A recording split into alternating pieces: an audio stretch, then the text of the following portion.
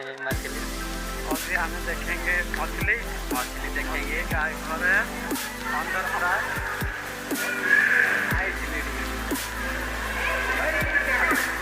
मछली ये पैसा बोलता है, काटेंगे तो 2 kg होगा, खाएंगे हम मिलके। पेरेट पिराना माछो है, ओस्कार पिराना मछली। ये तो पीछे घर है, खाने के लिए माछ है। मतलब नहीं है उधर है अंदर में घुस गया है। पत्थर के अंदर। वो शर्मा रहा है हमको देख के। वही है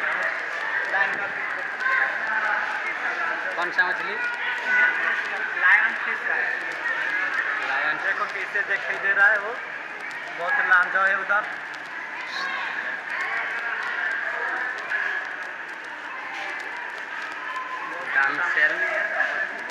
डांसेल गौरामी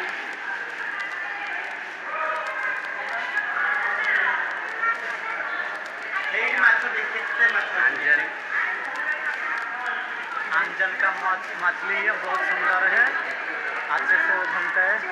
चलो तरफ जा रहे हैं। अफ्रीकन चिलिकन माछ, चिल्बिया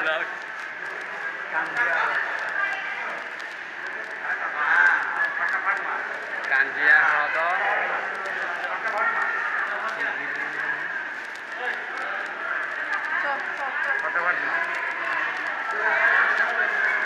वो अच्छा माछ है, देखने के लिए अच्छा लगता है। बहुत चिकन है, बहुत अच्छा है।